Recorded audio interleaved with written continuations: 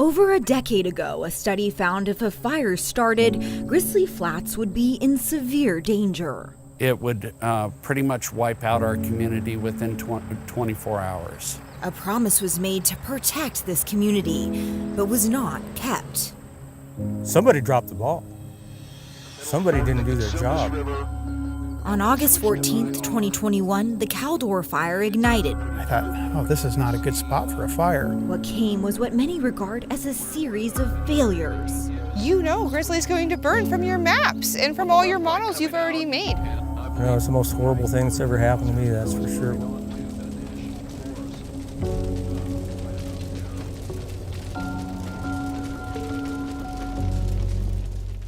Thanks for joining us on To The Point. I'm Becca Habiger in for Alex Bell. It's been a year since the Caldor Fire destroyed the community of Grizzly Flats, and residents still have questions about the response in those first few days of firefighting. They believe the U.S. Forest Service failed them and that a series of poor decisions led to the destruction of their homes and community. Only on ABC 10, this federal organization that was in charge of responding to the fire is answering questions on camera for the first time tonight. Investigative reporter Andy Judson brings us an ABC 10 Originals investigation, Burning Grizzly Flats.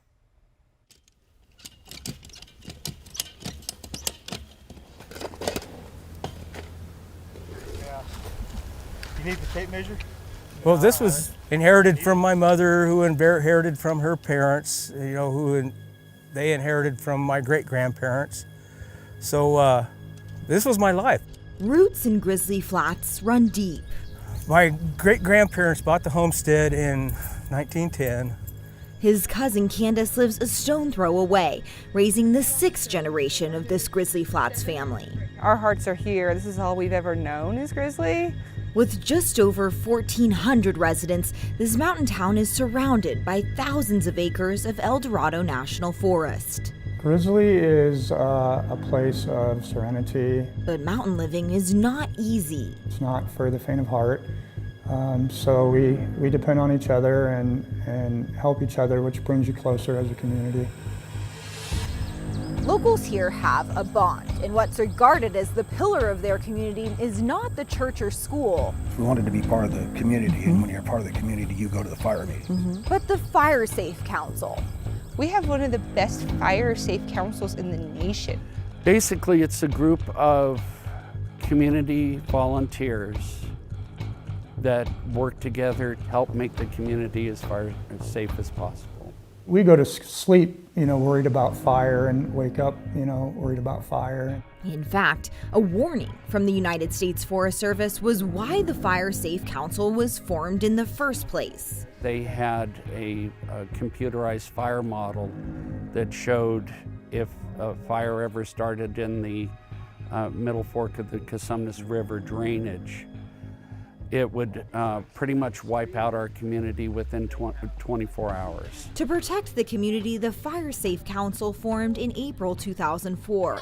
And in 2011, the U.S. Forest Service made a promise to help protect Grizzly by way of a project. And so we have been executing and we've been implementing a few projects in the area, including the Trestle Project. The Trestle Project aimed to reduce fire fuel and fire threat to 16,000 acres around Grizzly Flats. But on August 14th, 2021, the fire started exactly where the Forest Service predicted. Right where the crosshairs now is burning onto the National Forest. And it was just a little plume of smoke on Saturday night. I figured by the time we woke up Sunday morning, it would be under control. It would be fine. Because it ignited in a hard-to-reach canyon in the El Dorado National Forest, the U.S. Forest Service was responsible for managing how to fight it. I ran a quick model, a fire fuels model on it. It was something that caught the eye of retired firefighter Grant Ingram, who now runs a fire mapping business. I thought, oh, this is not a good spot for a fire. His map showed the fire was only 3.5 miles from Grizzly Flats. Alarmed, he went to the U.S. Forest Service's website to look at their briefing map, their plan of how to fight the fire. And the Forest Service had posted the wrong map on there. From Ingram's own maps, he knew this fire had the potential to become dangerous and fast. And that made the hair go up on the back of my head, thinking, okay, if they can't even get the map right, on this thing, what is the rest of this fire going to do? The fire started on August 14th and still was burning 2 days later. That's when we started getting pretty scared. As time passed and the fire grew, so did that fear. Caldor, I see you said 30 to 40 acres. When it grows to 40 acres overnight, that means something was wrong, that something wasn't being done. On the night of August 16th, 48 hours after it first ignited, the Caldor Fire exploded in acreage. This was the start of what became one of the largest fires in California history, burning nearly 222,000 acres. But its first victim was Grizzly Flats. The ash was like silver dollars coming down, pretty frantic. And at that moment, that's when I made the decision, we have to go. Yet even during their evacuation, residents said there was no sign of a firefight. It's just silent, and the sound of houses exploding. Nobody showed up. There was nobody come out to help us. Ingram has put his decades of firefighting expertise to work since the Caldor Fire, investigating what exactly happened in the nights leading up to Grizzly burning. When you look at an accident that occurs or an incident like this, it's lots of pieces that build up into the final result. And that final result was the town of Grizzly Flat getting destroyed. Grizzly Flats residents and elected leaders told us they believe Grizzly Flats burned because of a series of mismanagement by the U.S. Forest Service's leadership. We sent every resource that we could to initial attack. We initiated direct attack, full suppression, just like we've done all year. Ingram disagrees. He discovered a number of failures by the U.S. Forest Service leadership, like fire crews being sent down washed-out roads that should have been maintained by the U.S. Forest Service. No roads inaccessible, complete washout, trees down. We got heavy trees down, and it's going to be a challenging access. We're going to need the dozers. Causing long delays to get to the fire. And it is inaccessible, even for a pickup truck. The map they sent doesn't have a road name. If you're responsible for that forest, you should know what roads are open, what roads are closed, where the washouts are. You take the road to the left, and then the next road to the left, you could almost get to the fire. Yeah, Camino, I copy. That road is not there. The U.S. Forest Service should especially know this area because of their own studies done for the Trestle project, Ingram says. Yeah, I don't want to have everybody head in the wrong direction again. That is not acceptable. You can't spend, thousands or hundreds of thousands of dollars on a fuel study and then ignore it when the fire occurs. We showed these findings to the U.S. Forest Service. Yeah, Camino, I copy. That road is not there. Why were those roads not maintained by the U.S. Forest Service? We have thousands of roads on the Eldorado National Forest, and the maintenance of those roads is a challenge. And with the limited funding that we have available, we're not able to get everywhere. But when it came to fighting the fire, Ingram says as it grew out of control, management released crews. Hey, 5111, you can return to quarters. You've been released. And they just went home. And I couldn't believe it.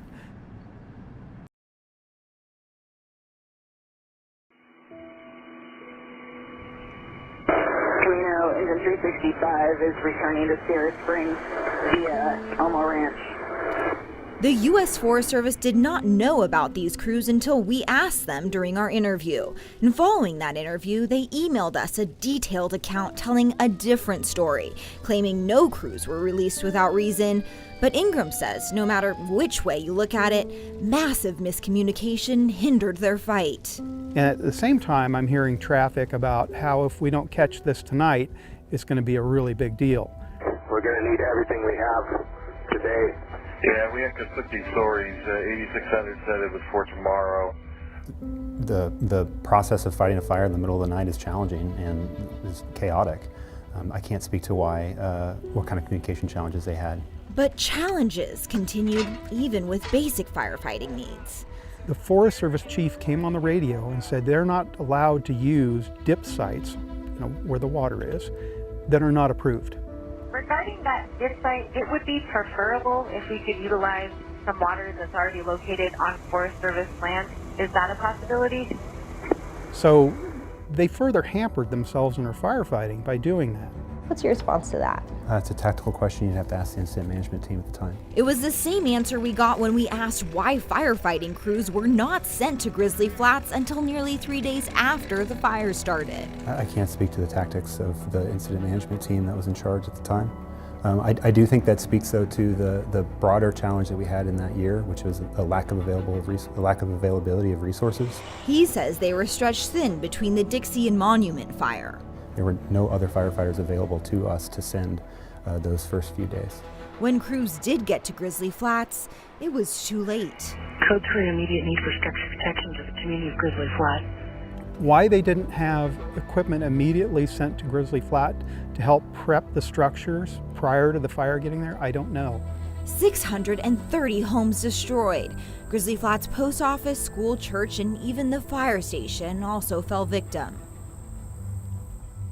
But what does remain is frustration. Somebody dropped the ball. Many say the U.S. Forest Service has remained reclusive when it comes to answering questions about the Caldor Fire. And as we were sitting down for our interview, Scott Rogers mentioned how answering these questions can be difficult. It's hard. Our data systems just don't speak well to these questions more often than not. But during the interview, he mentioned this. We've provided responses to all of the media requests that we've had around the Caldor Fire. And our interview with them was one of the first times they've sat down on camera to answer questions that we brought directly from Grizzly Flats locals. Why? Why were we let to burn? But perhaps the biggest question of all came after a discovery that the trestle project, the U.S. Forest Service's own promise to help protect Grizzly Flats, was never finished. The completion date was originally set for 2020. But only 15% of the trestle project was completed in the 10 years since it was formed. We feel betrayed. We do. That's the only word I can think of. Just betrayed. We have numerous projects that are ongoing across the El Dorado National Forest and across Placerville District. He blames a lack of resources, funding, and manpower. It was one of our top priorities on our program of work, both for the forest as well as for the district. But yet only 15% was finished during that time.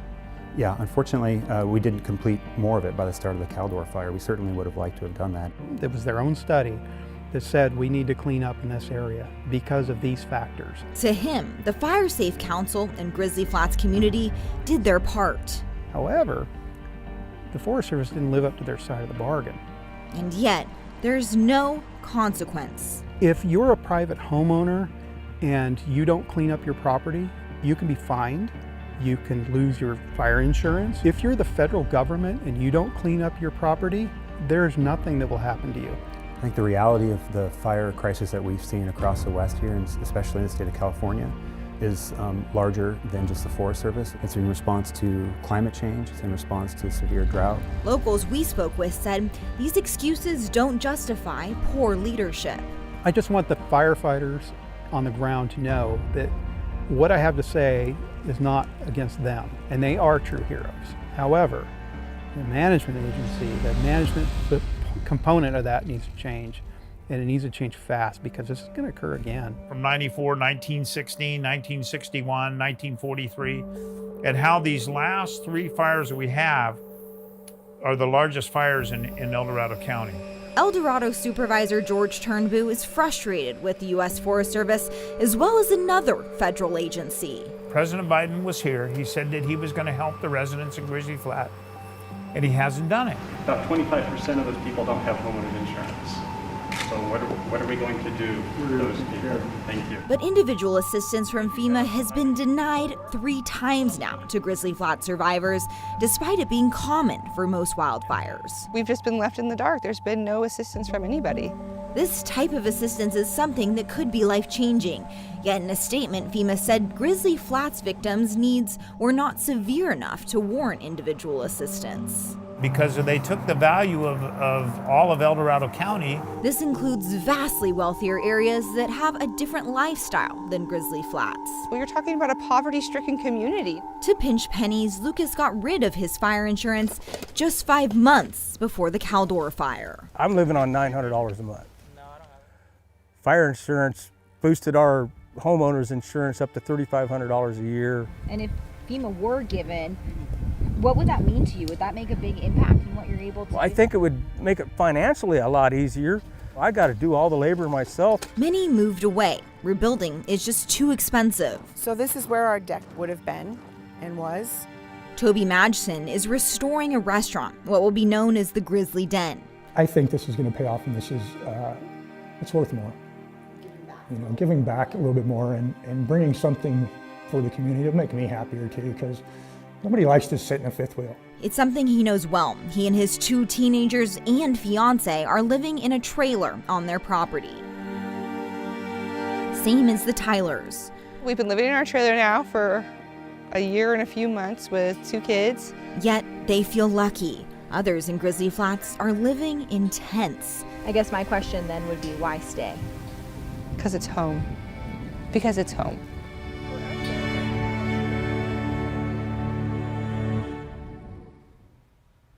And our investigative reporter, Andy Judson, joins us now. Andy, those last words, because it's home. Is that a sentiment shared by a lot of these residents? I mean, you said in your story some people are living in trailers, some people are living in tents in this cold weather. What are they doing right now? I know, I think the question is, why didn't a lot of people move away? And you know, with interest rates, it's hard for anyone to buy a home right now, right? But if you didn't have fire insurance, you basically didn't get that money back. So for a lot of people, there's no other option. They're literally homeless. Wow. And Andy, this story is so personal to you. I mean, you were boots on the ground in Grizzly Flats days after it burned. You've been following this story since the very beginning. Talk about that. It is. I think it was just a day or two after Grizzly burned down. We were there in the community, and I still get people to this day that thank me for telling them their home burned down. You know, we went through on a Facebook Live and we had so many people, you know, asking, hey, can you go check on our home or this home? And I told so many people that their homes were no longer standing. But actually, Mark Almer in our story was one of those people. I got to give that happy news that his home still was there. So definitely something that sticks with you as a reporter. Yeah, for sure. And we take this for granted because this is part of our job, but a lot of people don't know that there's a California law that allows journalists past barricades during disaster situations. So in those cases, we can go in and give that important information to neighbors that yes, your home is still there, or sadly, as you had to deliver in some cases, your home has burned down. Yeah, absolutely. Now, we understand, you know, we don't want to sit here and do Monday morning quarterbacking. We realize that resources have been strapped for the U.S. Forest Service and that with communication, it was a chaotic scene, but we also want to point to the interview that you had with the U.S. Forest Service spokesperson. They did tell you, come with detailed questions, right? Are you satisfied with the answers you got? Yeah, we did come with detailed questions, right? We played them those audio tapes and everything. And, you know, we do appreciate them being part of this. As any journalistic story, we want to make sure that their side is included. But I think with some of those, you know, tactical answers and, you know, kind of relying on other fire departments to answer the questions, it really didn't answer the question because overall, U.S. Forest Service was in charge of this entire incident and managing it. Right. The fire started on their land. It was their jurisdiction. Exactly. Sure. Exactly. And now the last question I have to ask you, you said in your story, one man is renovating the Grizzly Den, this restaurant. When is it going to open? How can we support them? Yeah, instead of his home, he's renovating his own restaurant in the Grizzly Den, and it is expected to open on Super Bowl Sunday. So keep that in mind for anyone who wants to go up there and support this community. That sounds great. Yeah, make those plans. Andy, thank you so much for this investigation. Thank you for having me. Yes, appreciate it. And you can find Andy's full report on abc10.com/originals.